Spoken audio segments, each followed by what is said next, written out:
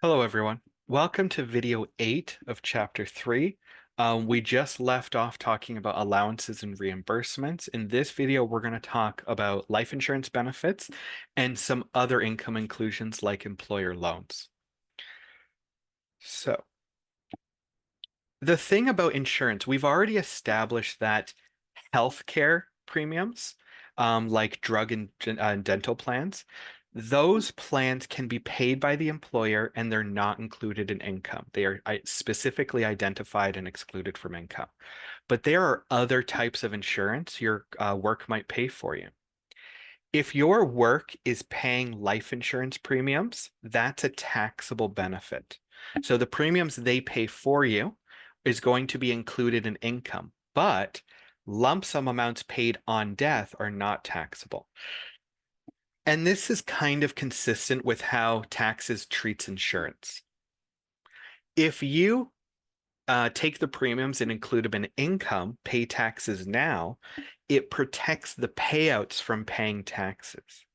If I paid certain long-term disability premiums, I can deduct it from my income. But if I do, I'm not paying the taxes now. So if the benefit ever pays out, I will be taxed. Since benefits are usually far and above what the premiums are for an individual, customarily, it's pretty consistent. We always just pay the taxes for the premiums included in income or don't take a deduction. That way, the benefit payouts will be protected from taxes. So if it's disability insurance, so we have some group sickness. So life insurance is nice and clear cut. The premiums are taxable benefit, lump sum amounts not taxable. Disability insurance, you kind of could have two places where the contributions are paid all or in part by the employer, contributions paid by employee. If the employee pays the premiums, they're not deductible when paid, however, can be offset against disability benefits received that are included in employment income. So we don't have the deduction, but when we have, so disability is I've lost my job, and so the disability is replacing that employment income. So I don't get the deduction when I pay the premiums, but once that disability benefit becomes income, now those premiums are an expense against that income. If the contributions are paid by employer, it's not a taxable benefit if benefits are taxable when received by employee. So it's not a taxable benefit for the um, yeah, it's not a taxable benefit right now, but the payout becomes a taxable benefit. Benefits received by employee are taxable when paid to employee on a periodic basis to compensate for loss of income employment. If disability benefits are not taxed, the employer contributions are a taxable benefit. Um, so this chart I feel is a bit confusing. So I tried to, in the solution spreadsheet, just kind of have this payout. If the employee paid the premiums and they deducted it from income, then the payout is taxable. If they didn't deduct it, then the payout's non-taxable. So we have the red to red, green to green. The employer, it's the other way. So the employer paid the premiums for me. Did I include those premiums in my income? No. Then the payout's taxable. If I did include those premiums in income, then the payout's non-taxable.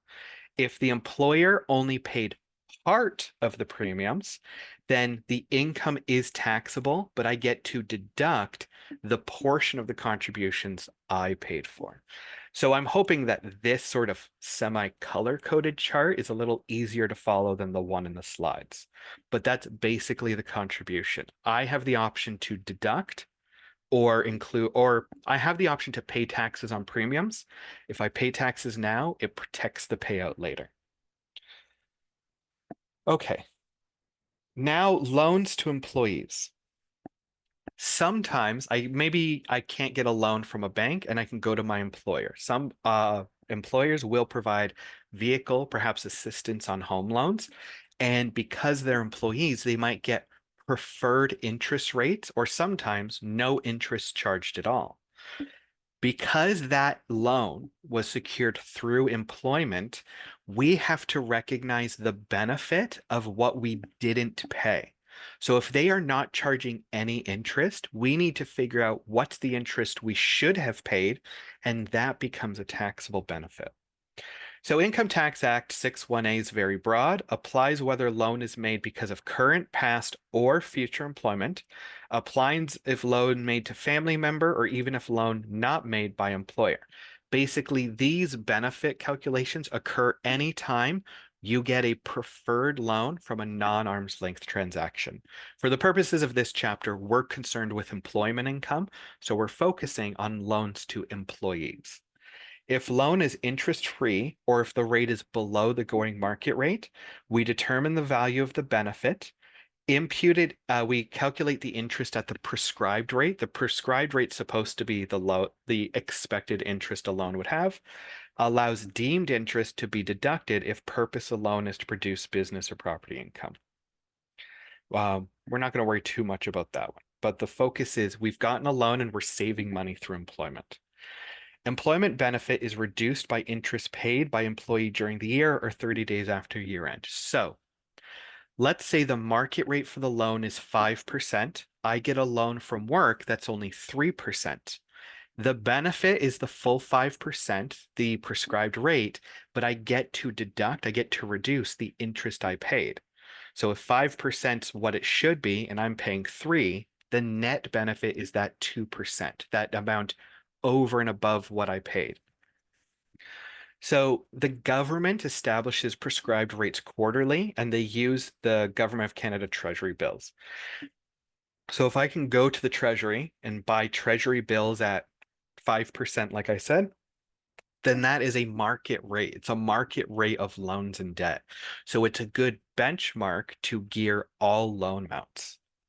Interest calculations based on number of days principal is outstanding. When we say a loan is 5%, that's based on a full year.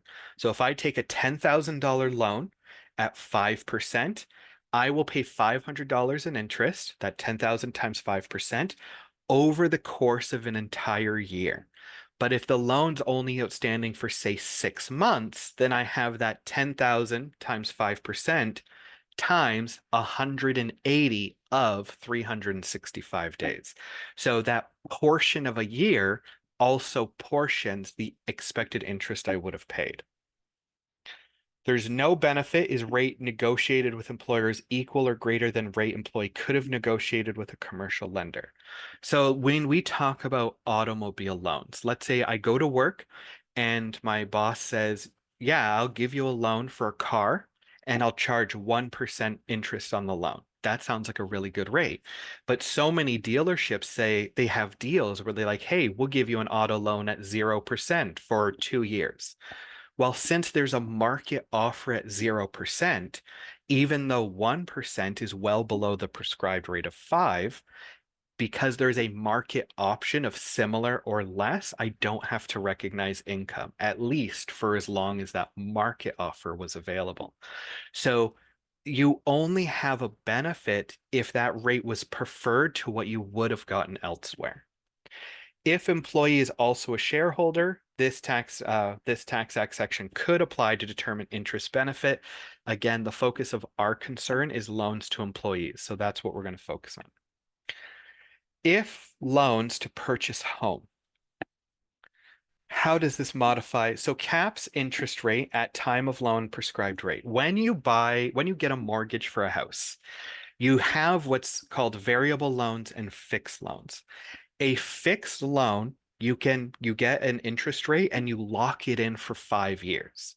Variable loans, their interest rate changes, but the fact that fixed loans, say if my interest was 3% in 2022, even though the prescribed rates might have gone up to 5%, I locked in at 3%. So my mortgage stays at that rate. So they're trying to recognize this treatment of fixed rates in the loans to employees. So the interest rate or the benefit that I would identify of the prescribed rate can get locked in for when I got the home loan.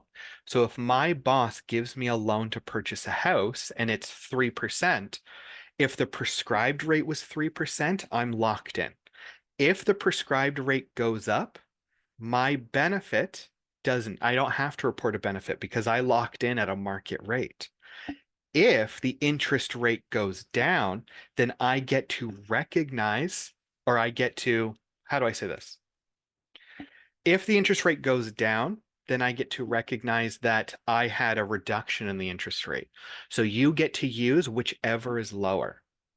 So this comes into play if the loan has no interest at all. So my work gives me a mortgage loan. I'm not paying any interest, but I have to recognize the benefit at the prescribed rate of 3%. If the prescribed rate goes up, I'm only reporting a 3% benefit. If the prescribed rate goes down, I get to recognize that 2% benefit instead of 3. So I always get the preferred number. So if prescribed rate decreases, employment benefit calculated using the lower rate. If prescribed rate increases, employee benefit calculates using the prescribed rate locked in at the lower rate, used to purchase home or pay down existing mortgage. So going to that page for, so seeing the calculation in action, I think will help drive home the point. So housing loan. On January 1st, 2025, Mrs. Caldwell receives a $100,000 loan from her employer to assist in purchasing a home. The loan requires annual interest at a rate of 1%, which she pays at the end of the year. So 1% of 100,000 is $1,000. Assume that the prescribed interest rate was 4% in the first quarter of 2025, 5% during the second quarter, and 6% the remainder of the year. So we pay 1%. So we paid $1,000. The interest paid is 1,000. Benefits are always, we take our calculation, we always get to subtract what we physically paid. So since we paid 1%, that's going to be subtracted from our benefit. But what is our benefit? The prescribed rate started at 4% when we got the loan, but it went up over the next few quarters. So if we had so if we paid the rates at the prescribed rate, 100,000 times 4%, that's $1,000 per quarter. 4% of 100,000 is $4,000. Split over 4 quarters is $1,000 per quarter. So in that first quarter, the prescribed interest would have been $1,000. We went up to 5% in the next quarter. Prescribed interest should have been 1,250. And then it was 6% for quarters 3 and 4. So times $100,000 would have been $1,500 for those 2 quarters. If we had a whole year at 6%, that's, sorry, $6,000 for the year. Split into 4 quarters is $1,500 per quarter. So we do our interest calculation for every 3-month period, each quarter of the year. Every time the prescribed rate got updated, that interest went up. But because we got the return, or because we got the mortgage when the prescribed rate was 4%, we get to enjoy that 4% as like a lower limit. Our benefit will never be more than that 4%. So 100,000 times 4% is just 4,000 for the year. We'll take the lesser of these two numbers. So $4,000 is our benefit. $1,000 we paid. Our net benefit is $3,000. What if instead of going up, they went down? What if it went to 3%, then 2%, then 2%? Now our interest per quarter is 1,000, 750, 500, 500. So we locked in at 4%, but because the interest rates went down, we get to benefit from that reduction of interest. Now our benefit's only 2,750 minus the $1,000 we paid, 1,750. So these tax rules kind of gives you the best of both worlds. If prescribed rates go up, we're protected because we locked in. If prescribed rates go down, we get to enjoy that reduction in interest. We get to enjoy that improvement to our benefit. So that's housing loan. So income tax planning for interest-free loans, cash flows associated with employer providing loan, cash flow associated with providing salary to cover equivalent loan from commercial textbook. So the question is, how do we deal with our company offering us a loan, or if we take a loan from a bank and then they pay us the money to cover the loan payments? It's I don't want to say it's complicated. It's a little beyond the expectations of this course. So the example is on page 183, I think. Yeah. So the example's page 183. I would say review that if you want to see the breakdown of how the taxes would treat those two arrangements. But for the time being, I would say focus just on that benefit of prescribed rates. Okay. The next video is a very important one. We're going to talk about stock option benefits. I think it's probably going to be a slightly longer video, but it's very important. So please come back to see that. Thank you for your time. See you in the next video.